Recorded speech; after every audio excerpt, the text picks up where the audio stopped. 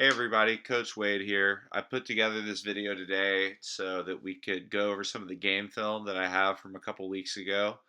I don't really have a great way to get the footage to all of you guys, so I thought this would be the easiest way. And I wanted to go over some of the footage with the boys and provide feedback and give them an opportunity to actually see themselves playing. Some people have different learning styles, and some of them are visual learners. So I'm hoping that this opportunity for them to actually see themselves playing and for me to give, either critique or positive reinforcement on certain plays is going to help them to get better because that's honestly what this is all about. Number one, I'm trying to create an environment where everyone's going to have fun, and then two, we're trying to get better. We're trying to progress. I'm my main goal is to help them move forward in their journey with soccer, so that they can develop the skills and get some information from me that can help them at whatever level they're going to go to. I don't want to put a cap on where anyone's going to end up. Who knows? One of them might be a pro player. So with that said, I also wanted to take the opportunity to kind of inform the parents of some of the stuff that we go over in practice every week.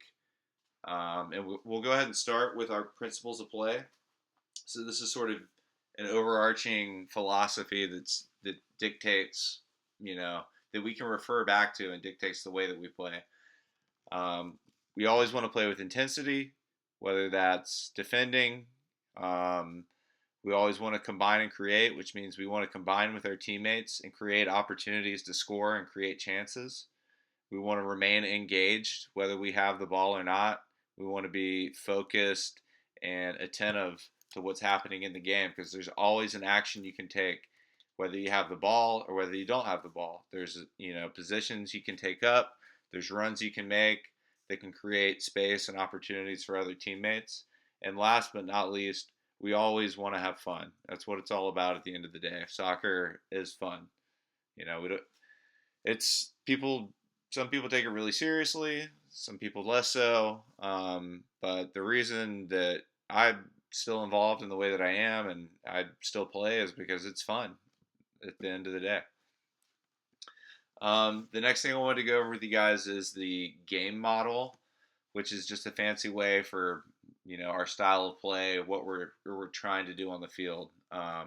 We want to be a high pressing team, meaning when we don't have the ball, we're trying to get it back as soon as possible. So we're not giving the other team space to play in. We're pressing them in their half. We're trying to win the ball back in their half if possible, because generally that means that their defense is not going to be set and it's going to be easier for us to get chances to score. Um, we want to be a high possession team. We want to have the ball. We want to be able to kind of impose ourselves on our opponents and keep them camped out and they're in for most of the game. That's the way that the best teams in the world play. That's the way that any any team that I've played on, it's more fun when you can impose your will and dominate an opponent rather than any of the other game models. Which there's other ways to play, but that's the way that I am coaching them to play.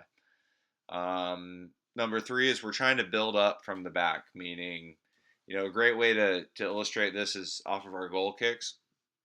We're generally trying to play short and pass out from the back as opposed to just kicking it long. The reason that we're doing this is one, we're trying to develop skills. So the ability to receive the ball, have close control, and play passes with our teammates to move the ball out from the back, especially off of goal kicks, is essential for them to progress long term. These are all things that are going to help them to become better as players. Two, as you go up in level, whether it's middle school, high school, college, whatever, even in the adult leagues I play in, the majority of teams, or even pro teams, the majority of teams want to play out from the back and keep possession of the ball because when you kick the ball long off of goal kicks or punts or whatever, it's really a 50-50 proposition of whether you're going to keep the ball or not. And a lot of times it just boils down to which team is superior physically. And at this level, we're the one of the younger teams in our division. So the chances are that we're not going to be able to physically impose ourselves on our team, on our opponents. Um, so when we kick the ball long, we're taking either a 50-50 chance at losing the ball, or it may even be lower than that. So when possible, we want to use our technical ability and play out from the back using short passes and trusting our teammates. Um, Other thing that we're working on in practice and that we're coaching is we want to pass and we want to move. So we're looking to play short 1-2s, give and goes is another way to say it. And then when we get the ball into the opponent's half, we're looking to get to the touch line and cross the ball in or cut it back towards the top of the box. And if we're progressing into their half, we're also looking to play the ball behind defenders in between them and have players on our team running onto the ball behind the defense. Another point is we are always going to be attacking with four to five players, and we're keeping no less than three, and preferably four players behind the ball at all times.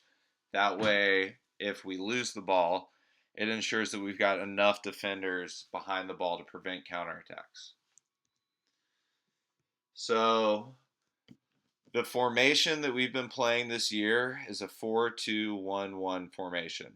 This is what our out of possession or defensive formation should look like.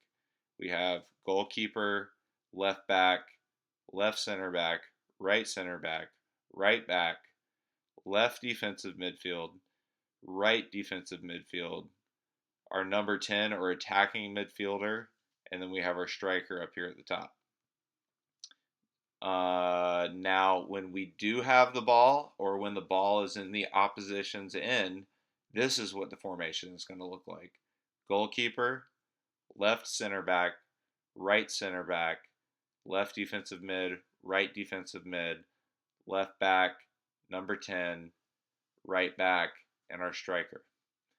Now, so these guys obviously have a lot of ground to cover. Our left back and our right back, you can almost say, play as wing backs. When we have the ball in the offensive end, they're like a winger, meaning that they're one of our wide attacking players.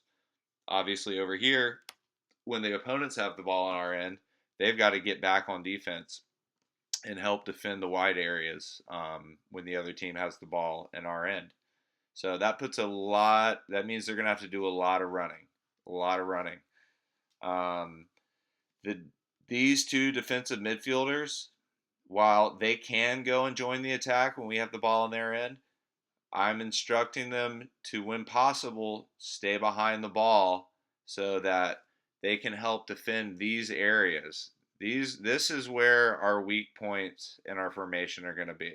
When we lose the ball, if they play quickly over the top into these areas, we don't have a lot of coverage out here. We're leaving these guys kind of on their own to deal with it. So these guys have got to be aware of that and ready to quickly pounce out here to cut off counterattacks.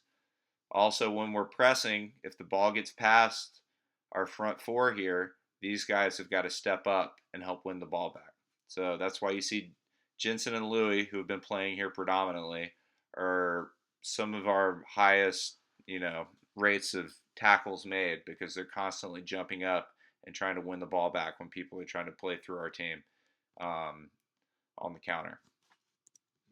The reason that we're playing the formation that we are, which is this 4-2-1-1, is because when we move up to 11v11, it's going to be an easier transition.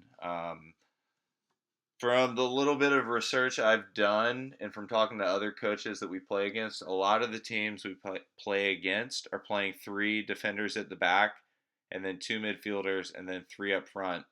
just because the three defenders at the back, it's a little bit more secure. Those guys are less likely to wander out and get forward, and then they're less likely to get caught on the counterattack. But I feel like playing four at the back is going to help us long term because when we go up to 11v11 soccer, all we have to do is keep the formation essentially the same as you see here, and then we just add in two wingers, and then we have a 4-2-3-1, or we add in the two wingers, drop the number 10 back a little bit, and we have a 4-3-3, which is enough. These two formations are the most commonly used formations in modern soccer at this point. And then you could add just another striker, and then we have a striker and an extra midfielder, and then we have a 4-4-2, which is another commonly used formation.